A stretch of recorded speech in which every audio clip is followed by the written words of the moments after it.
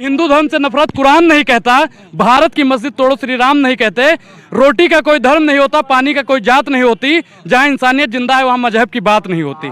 किसी को लगता है हिंदू खतरे में है, किसी को लगता है मुसलमान खतरे में है। इंसानियत की नजर से देखिए साहब, मोदी और शाह की वजह से।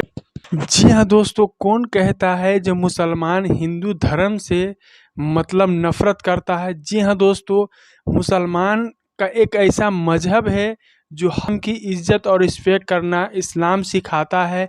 किसी भी धर्म के खिलाफ वो बोलने के लिए इस्लाम मना करता है। जी हाँ दोस्तों, लेकिन हमेशा से मोदी सरकार और मोदी सरकार का यानी कि बीजेपी सरकार हमेशा से मुसलमान को ये बदनाम करने की कोशिश में रहा है। जो मुसलमान हिंदू से नफरत करता है, हिंदू धर्म से नफरत करता है, ऐसी हम कुछ जानेंगे इस वीडियो में। जो एक हिंदू भाई ने कितने अच्छे अंदाज में जो बताए हैं, जो मुसलमान हिंदू धर्म से नहीं वो नफरत करता है, नहीं हिंदू से ही नफरत करता है। पूरा हिंदुस्तान खतरे में है। किसान अगर कह देता है तो उनको खालिस्तानी बोल दिया जाता है, अगर कोई मुसलमान अपने हक अधिकार की बात कर देता है तो उनको पाकिस्तानी बोल दिया जाता है, दलित पिछड़ा आदिवासी बोल देता है तो उनको नक्सलवादी कह देने का काम करता है।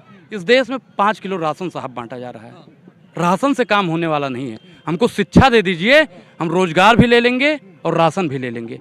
भारतीय जनता पार्टी युवाओं को शिक्षा इसलिए नहीं दे रही है क्योंकि वो जानती है कि जिस दिन ये बच्चे शिक्षित हो गए, अंबेडकर बनेंगे, कलाम बनेंगे, फूले पेरियार बनेंगे, इसलिए भारतीय जनता पार्टी शिक्षा से वंचित कर रही है। आप बताइए, शिक्षा पे टैक्स लगाने वाली अगर कोई निकम्मी सरकार हुई है तो भारतीय जनता पार्टी हुई है। हर चीज प्राइवेट हो जाएगा तो सरकारी प्रधानमंत्री का हम झुनझुना बजाएंगे। जब नहीं रहेगा एयर इंडिया तो क्या करेंगे ज्योतिरादित्य सिंधिया? अरे भैया, जब एयर इंडिया नहीं रहेगा तो ज्योतिरादित्य सिंधिया की क्या जरूरत है? 24 में नहीं चाहते, रेलवे नहीं रहेगा तो रेल मिनिस्टर का क्या आवश्यकता है भाई? 24 में नहीं चाहते। हर चीज प्राइवेट हो जाएगा तो सरकारी प्रधानमंत्री की आवश्यकता हमको नहीं है। बहुत कोई महंगाई की मार नहीं चाहिए भाजपा सरकार। तीसरी बार नहीं चाहते हैं। हटाओ, देश बचाओ, देश का होगा बेड़ा पार। अंग्रेजों से ज्यादा किए भाजपा ने अत्याचार, अंग्रेजों से ज्यादा अत्याचार। बिल्कुल। वो गुलाम था भाई, उस समय गुलामी की दिशा में हम लोग जी रहे थे। अभी तो स्वतंत्र है ना, बोल पा रहे हैं ना। तब हमारा देश गुलाम था, आज मानसिक रूप से गुलाम बना दिया गया है। ये कैसे मानसिक रूप से कैसे गुलाम बना दिया? आप बताइए कि नमक पे टैक्स लगा था अंग्रेजी हुकूमत पे, गांधी जी ने आंदोलन कर दिया। दूध, दही, रबड़ी, मक्खन, हर चीज पे टैक्स लग गया, यहाँ तक कफन पे भी टैक्स लग गया है।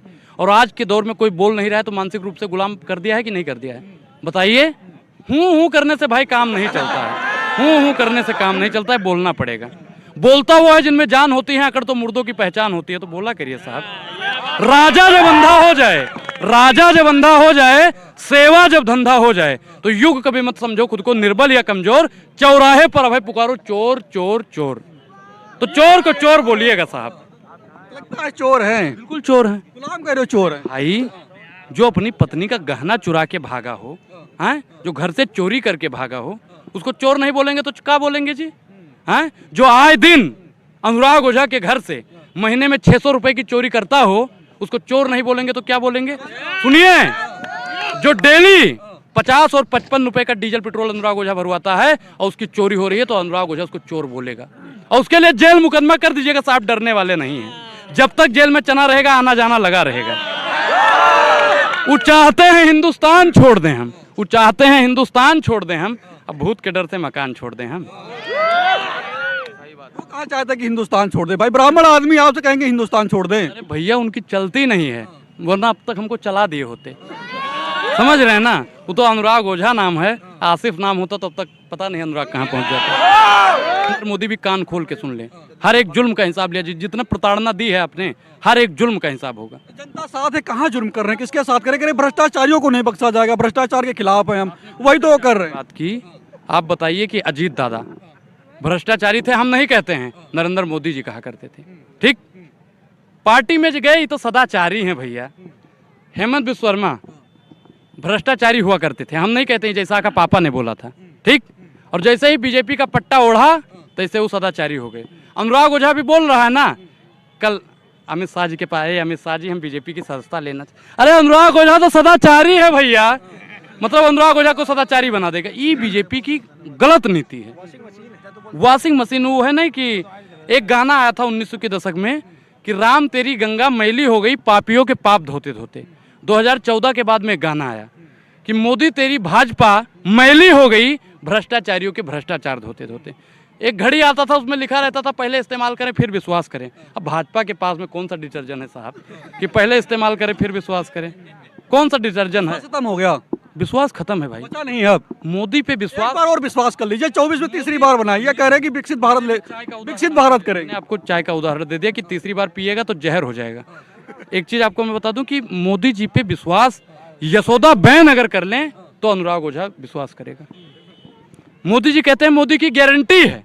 हमारे हिंदू प्रथा में है, सनातन प्रथा में है कि जब हमारी शादी होती है ना तो 7 फेरा लिया जाता है, यानी 7 वचन दिया जाता है।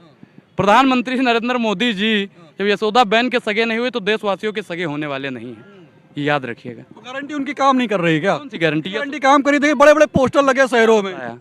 वो पोस्टर जीवी हैं, विज्ञापन जीवी हैं, जुमला जीवी हैं। जनता का सारा पैसा विज्ञापन में लगा दिया, जनता ने हिसाब पूछा तो हिंदू मुसलमान करा दिया। तो ये हिंदू मुसलमान करने वाले साहब हैं। हिंदू मुसलमान वालों की अब देश में जरूरत नहीं है। नहीं होना चाहिए हिंदू मुसलमान, बिल्कुल नहीं। 24 में बिल्कुल नहीं होना चाहिए, बिल्कुल हिंदू मुसलमान के नाम पे वोट नहीं होना चाहिए 24 मैं आपको बता दूं कि भारतीय जनता पार्टी के पास में विकल्प नहीं कि किन चीज़ों पर वो चुनाव लड़ेगी। भारतीय जनता पार्टी राम मंदिर, अरे राम मंदिर पे क्यों भाई राजनीति कर रहे हो? इससे पहले भी सरकारें थी, किसी ने धर्म पे राजनीति नहीं की। प्रधानमंत्री नरेंद्र मोदी के अंदर अगर हिम्मत है तो महंगाई पर चुनाव लड़ें, रोजगार पर चुनाव लड़ें, शिक्षा पर चुनाव लड़ें, स्वास्थ्य पर चुनाव लड़ें।